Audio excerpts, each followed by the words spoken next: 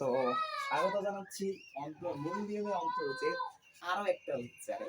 আজকে লেকচারটা আমি যতগুলো লেকচার বানাইছি সব থেকে বড় ক্লাস আজকে হইতেছে, কারণ আজকের যে টপিকটা এটা আমার ক্ষেত্রে এটা একটু জটিল লাগে, কারণ এটা সম্পর্কে আমার ধারণা একটু কম। এটা আমি একটু অনেক আস্তে ধীরে অনেক ভেঙে চুরে তোমাদের ব্যাখ্যা করব, এটা যদি আমি পরবর্তীতে দেখি যেন এটা আমাদের ভুল না হয়। আচ্ছা চলো শুরু করি। এখানে ফাংশন অফ এক্স কি হবে? ফাংশন অফ এক্স কি আমাদের এখানে log a to the power x। এখন এইখান থেকে আমাদের এখানে কিছু ডেরিভেশন করো। এই ডেরিভেশনটা যদি তুমি বুঝতে পারো তুমি ম্যাথ বুঝে গেছো। এই ডেরিভেশনটা বুঝো, log ax। এইটাকে আমি লিখবো কি জানো? log a base e into log e base x। log a base e into log e base x। এটা কোথা থেকে পাইলাম ভাইয়া? এটা আমাদের log এর ধর্ম, the property of log। এটা যদি তোমরা না জানো, জানা দরকার নাই, জাস্ট মুখস্থ রাখবা। কি মুখস্থ রাখবা? এই যে ax প্রথমটাতে নিচে a থাকবে, কিন্তু এখানে ই থাকবে না। আর দ্বিতীয়টায় উপরেটা x, অর্থাৎ এই যে প্রথম এটা থাকবে প্রথম লগের সাথে এবং উপরের x থাকবে দ্বিতীয় লগের সাথে। আর এই যে কর্ণ বরাবর কোনাকুনি বরাবর থাকবে আমাদের ই। জাস্ট মনে রাখবা কেমনে আইছে, কোথা থেকে আসছে আমাদের এটা জানা থাকবে না, আমার এই ফর্মুলাটা মনে রাখতে হবে। অর্থাৎ log a বেস x, এটা কি করব? log লিখবো, আরেকটা log লিখবো গুণ log প্রথমটার এই a এবং এই দ্বিতীয় এটা x টা লিখবো এইটার সাথে, এখানকার এটা এটার সাথে x টা এটার সাথে, আর কোনাকুনি বরাবর ই লিখে দিব। এতটুকু বুঝছি ভাইয়া? এতটুকু বলো, জাস্ট এতটুকু বলো বুঝছি, ইয়েস অর নো। আমাদের জাস্ট এতটুকু বলো বুঝছি কিনা। তারপরে দেখো ভাইয়া log e বেস x, এটা মানে কি? ln x। log e base x এটা মানে আমাদের ln x। এটা মানে আমাদের ln x। তাইলে বলো ভাইয়া, আমরা কিন্তু আমাদের প্রমাণ হয়ে গেছে। জাস্ট আমরা ফর্মালিটির জন্য প্রমাণ, আমরা কিন্তু ln x এর ফর্মুলা জানি, আমরা কিন্তু প্রমাণ করছি, তোমরা দেখতে পারো যদি না দেখে থাকো। ln x মানে কিন্তু 1/x। দেখো আমাদের কিন্তু প্রমাণ আসতেছে, চিন্তা করো, আমি পড়বো। তারপরে দেখো ln x মানে কত? 1/x। আমাদের কিন্তু ln x কে অন্তরীকরণ করে আমরা কিন্তু এটা পাই 1/x log abc।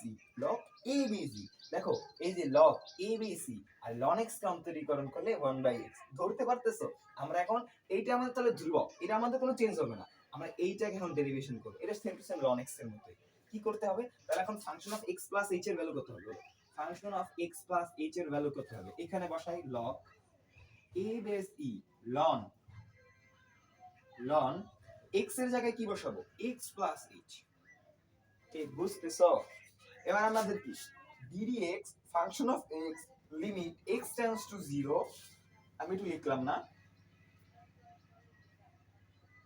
h এবং এখানে কত? log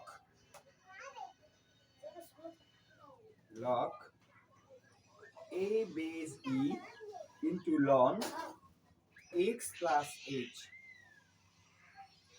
minus log x function of x মানে কত? log a base e into ln x। এই এতটুকু বুঝছি না? এতটুকু বুঝছি? এতটুকু বোঝার পর কিন্তু ইজি। দেখো এইখানেও ln, এখানেও আমাদের কি log a to the power x আছে, log abc আছে, এখানেও log abc আছে। কমন যায় না এখানে? এখানে কি log abc আমি কমন নিতে পারি না? আমি আজকে log abc টা কমন নিয়ে নিলাম। এখানে আমি কি লিখে নিলাম? log abc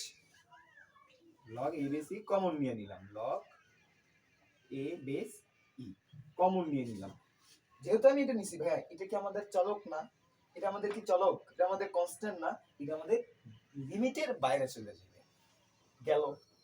আমরা এখন এইটাকে এখন অন্তরীকরণ করব। বলো এই যে এইটা আমরা কিন্তু করছি ভাইয়া, আমরা কি ln x এর অন্তরীকরণ দেখে আসছি না? তোমরা দেখতে পারো আমাদের ভিডিওতে আছে, এটা কিন্তু আমাদের 1/x হয়। এটা কিন্তু আমরা করছি। যখন এটা কি হবে? এটা যেহেতু লিমিটেড, ln এর প্রপার্টি কি? ln এটাকে বিয়োগ থাকলে কি হয়? ভাগ হয়। তাহলে x plus h by x, নিচে থাকবে h। h টারে আমরা যদি 1/h দেই, এখন না দেই, এরকম h ই রাখি, সমস্যা আছে? আছে? এতটুকু বুঝছি? এবং সাথে আছে কি আমাদের log a বেস e। এখন কিন্তু আমাদের দেখো x বাই x মানে কত? এটা আমি লিখতে পারি না ln 1 plus h by x, কারণ x বাই 1 আর h by x divided by h। এখন ln 1 প্লাস x এর ফর্মুলা আমাদের জানতে হবে। আমাদের ln 1 প্লাস x এর ফর্মুলা আমাদের এখানে জানতে হবে। ফর্মুলা কি জানো?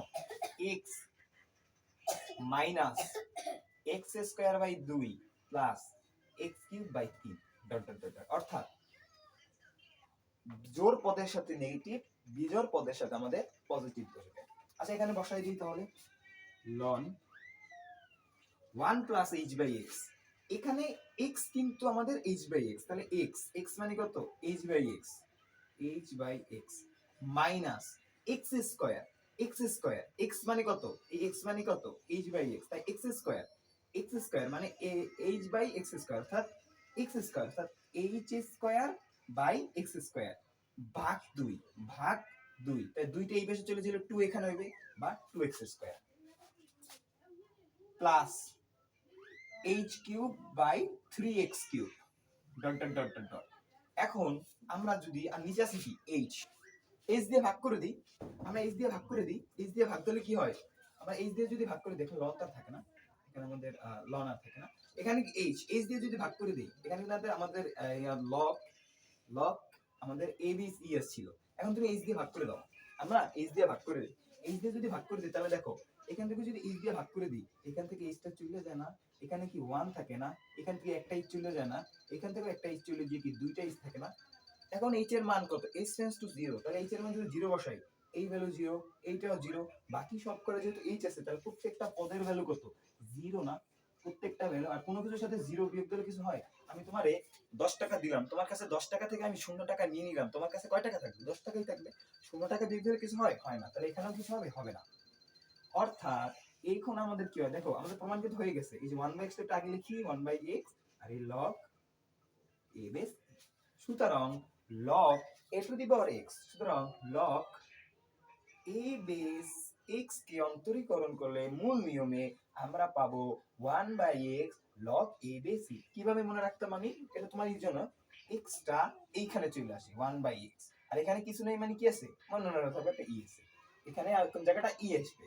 log a base x এর পরিবর্তে কি হয়? 1/x log a base e। বুঝছি?